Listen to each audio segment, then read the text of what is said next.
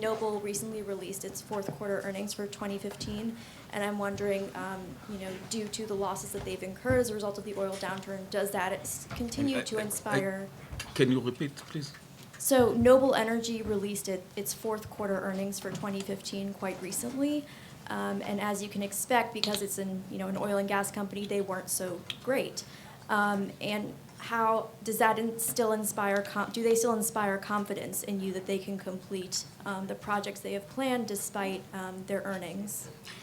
First, it's not up to me to comment on the performances of any private company, not even such a good and noble company like Noble. But generally speaking, I can tell you that Noble is, of course, committed to the new gas framework that was recently approved by the Israeli cabinet and later on by the Israeli parliament, by the Knesset. And according to this framework, Noble took upon itself the commitment to develop Leviathan, the biggest gas field, in 4 years. During the next 4 years, they already submitted a very serious and ambitious plan to develop Leviathan just a few weeks ago in even shorter time than 4 years. It's now under examination at the Department of Energy, and it seems to me that they are very serious. In any case, they are totally committed by our agreement, by the gas framework that was agreed upon after a very long dialogue with them as well to develop Leviathan, and I'm confident that, as Tamar was rapidly developed and it's considered to be very successful natural gas project, and so will be the case with Leviathan.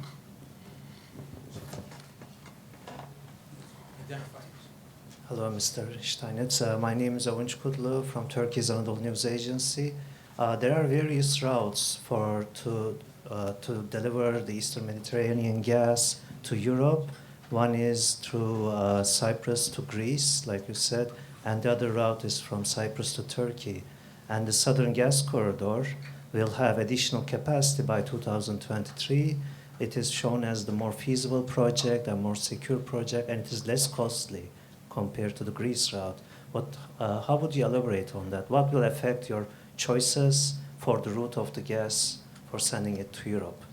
First, I would like to offer you to become an advisor at my office, because you give such a detailed and correct description of the conditions. Look, of course, first I would like to have more than one option, and especially since we believe, this is not just a belief, it's based on a scientific evaluation, that there are some more significant gas fields yet to be discovered, and the general amount might be triple just in the Israeli economic water, and this doesn't include Cyprus and Egypt. It's going to be significant. And then we will need few pipes. And of course, one can be and should be, in my view, to Turkey and through Turkey. And now we are working together, the two countries, to normalize our relations. Unfortunately, our relation with Turkey became tense in the last 3 or 4 years. But I think the two sides are eager, as Prime Minister Netanyahu already said, and as President Erdogan said, that it's important also for Turkey to normalize ties with Israel once again. And once this will take place, and I hope that this will take place in few months' time or few weeks' time, I would hope, then I think we will be able to discuss and to plan this project, a pipeline going from the Israeli economic water directly to Turkey that might serve Israeli fields, and also Cypriot field. They need also to export most of their gas because Cyprus, if Israel, little Cyprus is even tiny in comparison to Israel. So we both have to export most of our gas. The Turkish market sound very promising.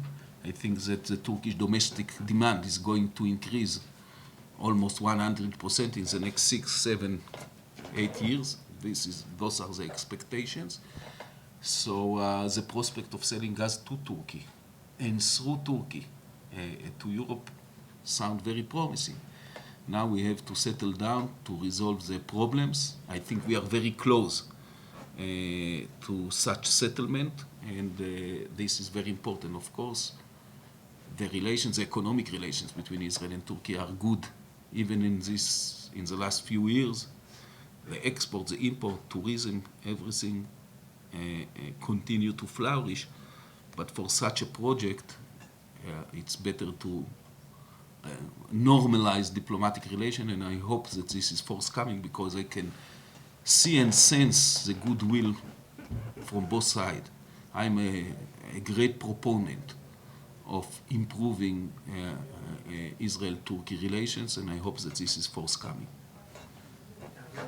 Hi, Laura Blewett with Bloomberg News. Mr. Steinitz, my question is around the WTI crude that is being supplied to Israel. I'm wondering which refinery is going to supply Haifa or Ashdod, and have other U.S. crudes been purchased for supply into Israel, and will this be a way for you to wean off of other supply from Kurdistan, Kazakhstan, Russia, countries like that? Well, I'm not fully familiar with the supply of crude oil to Israel because this is totally on a private, on the private level, and I think it's changing here and there. So I'm unable to elaborate upon this issue. It's not in government hands, but mainly in the private sector hands. I know that Israel is a problematic country, but I have two distinguished colleagues here. That's good. They are resting and seeing that I'm getting all the difficult questions. For me, it's a break from the House of Commons, so I'm okay. It's called a relay. You run the first two legs, and we'll run the third and fourth. I have a question for Canada. I'm Tracy Johnson from the CBC.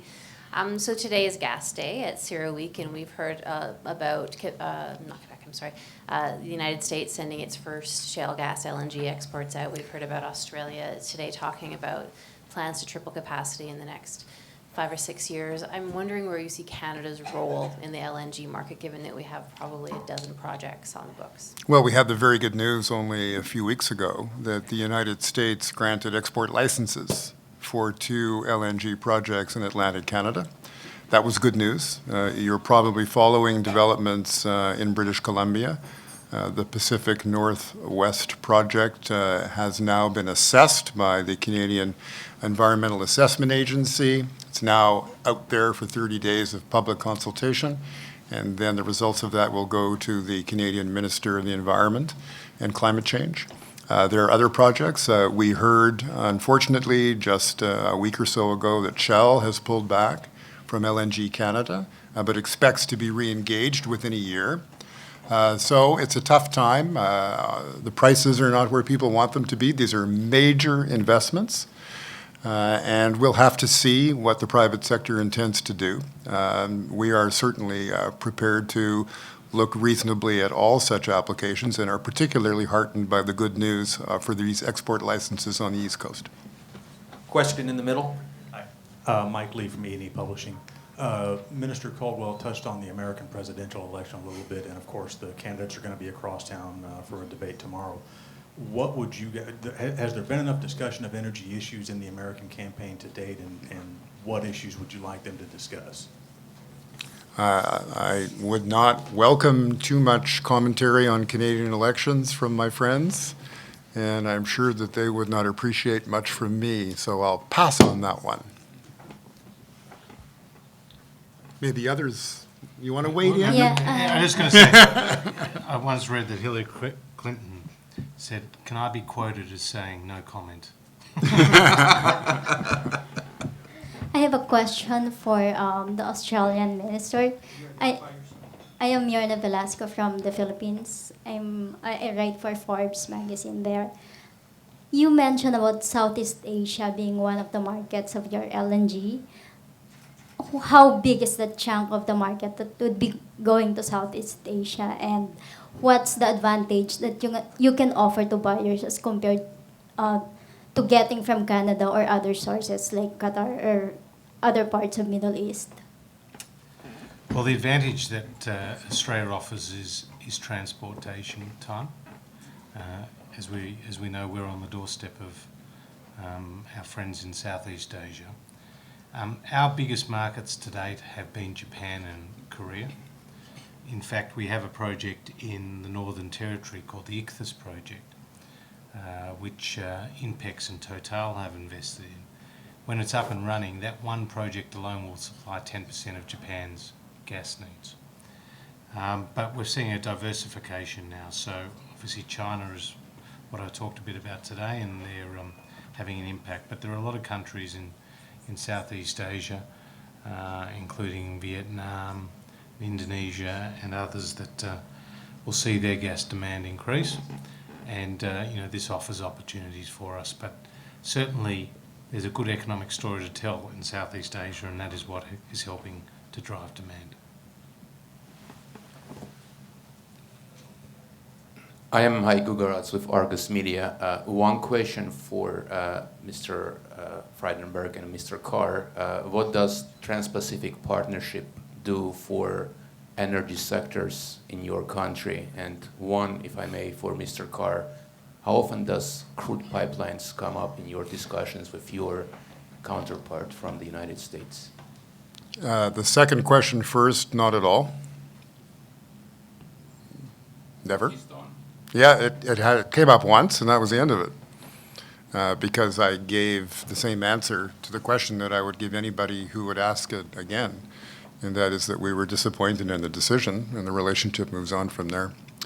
The Trans-Pacific Partnership has been signed by Canada, not yet ratified. Minister Freeland, who is our Minister of International Trade, has been consulting widely across the Canadian economy. She'll continue to do that, and we have an election promise that that's the process that we will follow before there is ratification, and we're in the midst of that now. The TPP, 12-nation agreement, 40% of the world's GDP is a very positive step forward, and it's important for Australia at a number of levels. And it builds on the bilateral FTAs we have, for example, with the United States and with Japan and with others. I think one of the overlooked aspects of the benefits of the TPP is in what is called the METS sector, the mining, engineering, technology, services sector. So not just the exports of the physical commodity itself, but actually the exports of the services that go around it. And METS sector is a $90 billion sector in Australia. And you're going to see the tariffs for METS eliminated over the course of this TPP.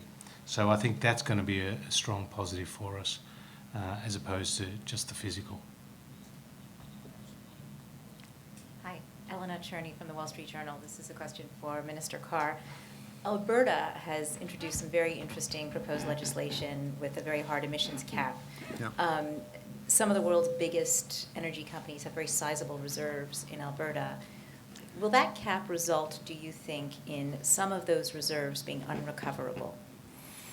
It's hard to say. It was interesting that the press conference around which these climate targets were announced included 4 major chief executive officers within the sector. Now, everybody probably wasn't thrilled about that, but they were present. And so was an Indigenous leader. So it's precisely that kind of conversation that we're going to need. It's too early to say, and the government is not the one to say the investment decisions that will be made by domestic investors or international ones. We know that the Prime Minister of Canada is meeting the premiers in Vancouver next week at a First Ministers meeting. And the subject of that conversation will be a Canadian approach to climate change coming out of Paris. You also probably know that different provinces have chosen different regimes on carbon pricing. British Columbia uses a carbon tax that's revenue neutral. So for every dollar that is raised by the Treasury through that tax, another dollar is given back to the people of British Columbia through reduction of income tax. You know that Alberta has its own regime, or cap and trade systems in Quebec and Ontario, and now the premiers and the Prime Minister will sit down and talk about what to make of all of that. Final two questions. Good afternoon, Bartolome Tomic, Offshore Energy Today. For Mr. Steinitz regarding Leviathan, you said that Noble had submitted the PDO for development. Are you allowed to speak about what kind of platform they've selected? Is it an FLNG unit or a fixed one? Also, Eni from Italy said that they would develop the Zohr by the end of the next year. Not sure if this is realistic, but they said it. Do you think it will have any negative effect on the Leviathan? Thank you. First, I don't want to be too specific about, details that were submitted to my office, which kind of platform and so on. But it will be a good platform. Anyhow, it sounds very serious. That's all I can say. It's a serious company, and also the plan. Look at first glance, a very serious and very ambitious plan. With regard to the discovery and development of Zohr, this is a very positive discovery for Egypt, but it's not enough even for Egyptian domestic needs. I mean, also after the development of Zohr, Egypt doesn't seem, it depends also on the increase in their consumption of natural gas, but it's not clear whether this will be sufficient even for Egyptian domestic needs, all the more so for the two empty LNG facilities in the Egyptian Delta. One belonged to Eni and Union Fenosa, and the other to British Gas. So the prospect of exporting Israeli gas to Egypt, domestic market, or through Egyptian LNG to Europe or elsewhere is still very, very relevant. And whether Zohr will be developed 1 year later or earlier, it's almost irrelevant. Of course, if there will be new discoveries, significant discoveries in Egypt, it will be relevant. But then I think it will be relevant to our joint effort. If there will be few additional Zohrs like fields in Egypt and few additional Leviathan and Tamar in Israel and also in Cyprus. And according to my knowledge, this is a very realistic prospect. This is a very realistic, the potential is there. And then, of course, we will have to consider exporting gas together and what is the best way and the cheapest way to export gas together to Europe. So on the one hand, we do consider exporting gas from Leviathan to 3 countries in the vicinity, or 4 actually, neighbors. Egypt, Jordan, it's not a big market, but still, and Turkey and Greece. But we have to think also big. And as I mentioned during the panel, if you take these triangles, what we call the East Med basin, it looks, if we end up with 10,000 BCM in the economic water of Cyprus, Israel, and Egypt together, 300-400 TCFs, then this will become a very significant source to the European Union. We already discussed with the European Union the possibilities that the Eastern Mediterranean will become a significant source of supply to Western Europe, to the Eastern Mediterranean. We discussed it also with Chancellor Merkel and her government last week, and with other governments in Western Europe. So if there will be more discoveries in Israel and in the neighboring countries, I see this in the positive, because then it will justify building a pipe or several pipes from this region to Europe together. So I don't think that it's some kind of competition between Israel, Cyprus, and Egypt. On the contrary, the potential of new discoveries and very close cooperation is there, and it sounds very positive to me. So we see it in the positive. Yeah. Last question. Thank you. Deborah Yedlin with the Calgary Herald Post Media. Minister Carr, I have a question about infrastructure in Canada and pipeline infrastructure in particular.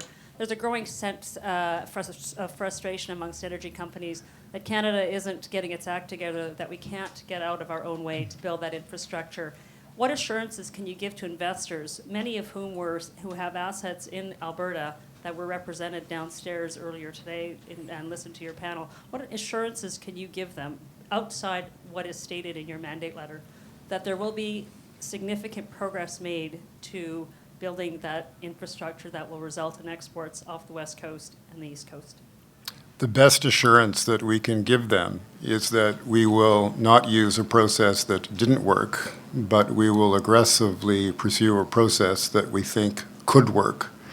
And you know the details of that process. You know the principles that underline it. You know that we are holding meaningful conversations across the country with environmentalists, with industry leaders, with Indigenous people.